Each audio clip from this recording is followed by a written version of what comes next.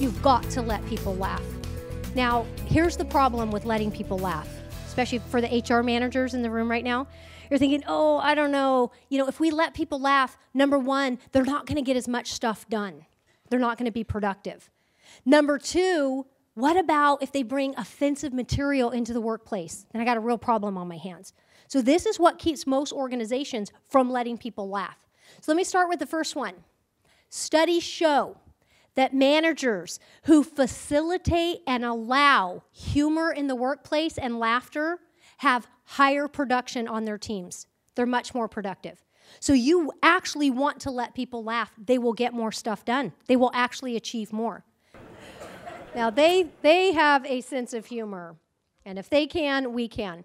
You need to learn to laugh at yourself, too, by the way. Now, I tell people when they're getting really down on themselves and they're hard on themselves or they've done something really stupid, I try to make them feel better by, showing them that I can laugh at myself. And as a leader, you need to learn how to do that, to laugh at yourself, especially when you make mistakes. And so I'll share this story with people who are feeling like they're stupid and have done dumb things. A story of me when I was a young wife and mother. And my kids were really young at the time, and I got up early one morning. My husband was still sleeping. I go in the kitchen to make some coffee, and there are ants all over the kitchen counter. So I bend down under the sink to get some ant spray, and when I opened the cupboard, I saw in the back right-hand corner underneath the sink this animal about this big that had somehow crawled under there. I freaked. I run into the bedroom and I scream, get up, there's something in the kitchen. So my husband bolts out of bed. He goes running in the kitchen. I'm right behind him. And I said, it's right there under the sink. So he bends down and he looks and the door's open and he's like, okay, I don't see anything. I said, it's right there in the back corner. You can't miss it. Now, right about then, this little gust of air had come from behind the sink because there was a little panel missing because our house was really old and dark and creepy at that time. This little panel was missing that allowed this gust of air to come in. And when that gust of air came in, it scared the animal and it moved.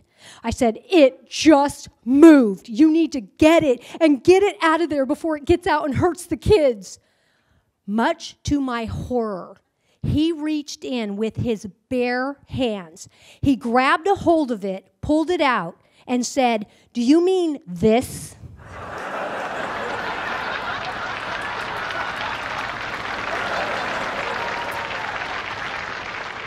He was like, oh, honey, it's a feather duster for crying out loud. And you know, if you had ever used it, you might not be afraid of it.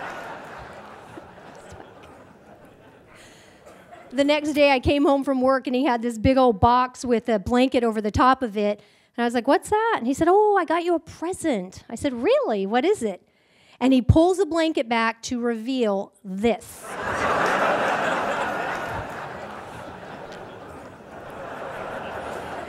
He said, I just wanted to make sure it couldn't get out and hurt you or the kids. He never did figure out what gave him diarrhea for a week.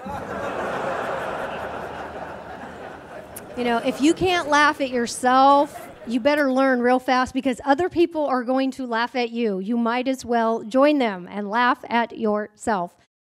You cannot motivate people. I want you to think about that for a second. You cannot motivate people. Motivation is intrinsic, and you need to be self-motivated. You can't motivate somebody, but what you can do is inspire somebody to want to be self-motivated. So you can either create an atmosphere where self-motivation can flourish, or you can create an atmosphere where self-motivation is squelched. That choice is yours. Do you have to love every part of your job? No, but you need to love what you do, and if you don't, you shouldn't be doing it. You need to show people the importance and the purpose of your job and that you love it, because if you can't set that role model example, they don't have anyone to follow.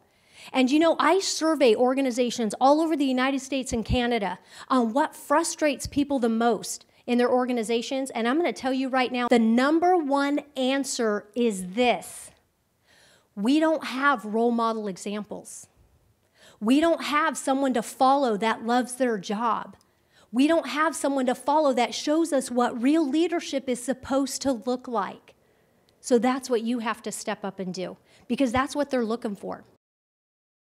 Some people in your organizations, I'm sure you've noticed, have resigned themselves to the purpose of just having their life serve as a warning to others.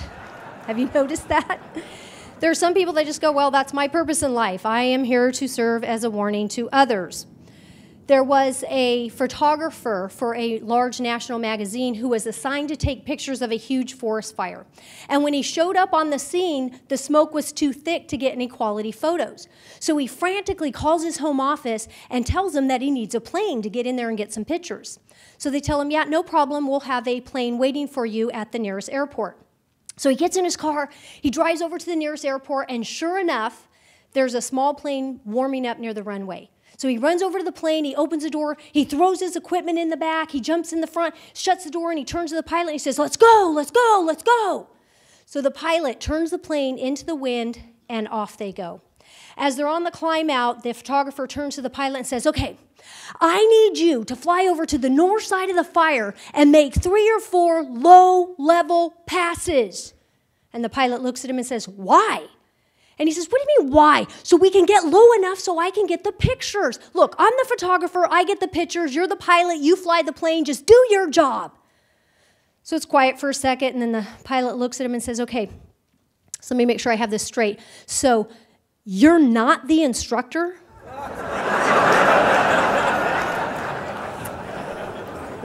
Your organizational values should be what you are measuring all behavior against. So think about this. When you sit down to have those tough conversations, and I know a lot of you in here have to, you have to discipline, you have to do the subordinate counseling. If you're not bringing in your organizational values into those discussions, you're not doing it right. You're missing a really important opportunity to use values to guide behavior.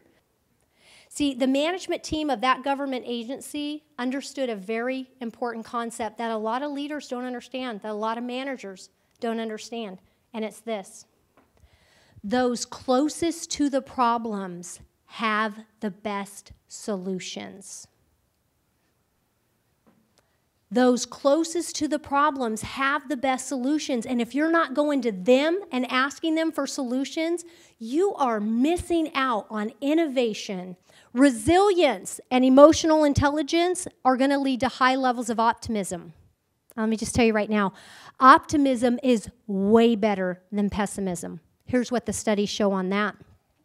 Pessimists, 8 times more likely to become depressed when a negative event occurs in their life. Optimists do better in school. Pessimists experience more health problems. Optimists live longer. Pessimists underperform optimists. Now, if you're looking at this right now and you're thinking, I don't know, that doesn't look right, you're a pessimist. Stop it. And I'm talking to this group, and this 22-year-old is sitting in the middle of the room, and I share this concept about integrity and how important it is. And I said, and you know, you can't compartmentalize integrity. You have to have integrity in every area. I said, so you can't say you're a person of integrity and then call in sick when you're not sick. And out loud, he goes, oh, that's different. I said, no, it's not. So somebody was sitting in a conference like this once, and he listened to this whole thing on integrity. He goes home, and he's just tossing and turning all night. He can't sleep. He's, thinking about the areas of his life that he lacks integrity, and then he has an epiphany. And he wakes up, and he goes, all right, I need to be a man of integrity, and I have not been including all of my income on my income tax return, so I haven't been paying all my taxes, so I need to step up and do the right thing. So he sits down at his computer, and he writes a letter to the IRS. He says, Dear IRS, I am trying to become a man of integrity. I realize that I have not been including all of my income on my return. Therefore, I have not been paying all of my income taxes. I have not been able to sleep at night. So enclosed is a check for $2,000. If I still can't sleep at night, I will send you the rest.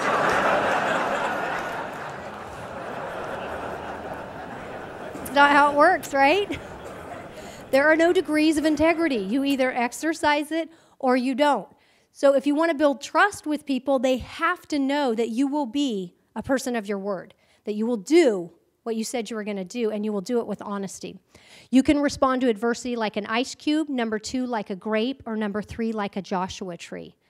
Now, and you've never heard this before, I know, because I made it up myself. When all 3 of these are faced with the same scorching desert heat of adversity, they all respond differently. So check it out. The ice cube starts out solid and unrelenting, but after it faces the heat of adversity, it ends up weakened and melted. The grape starts out soft and tender, but when it faces the heat of adversity, it ends up shriveled and unrecognizable. But the Joshua tree, which can only be found in the Mojave Desert, the Joshua tree flourishes under the desert heat, and the hotter the sun, the more it thrives. In fact, without the heat of adversity, that Joshua tree would die. So what are you going to do? You face adversity. Are you going to let adversity weaken you, like the ice cube, and melt away your hope and your strength? Are you going to let adversity take your soft and tender side and make it unrecognizable as you shrivel under adversity? Or are you going to let adversity strengthen you and cause you to flourish like the Joshua tree? The choice is yours.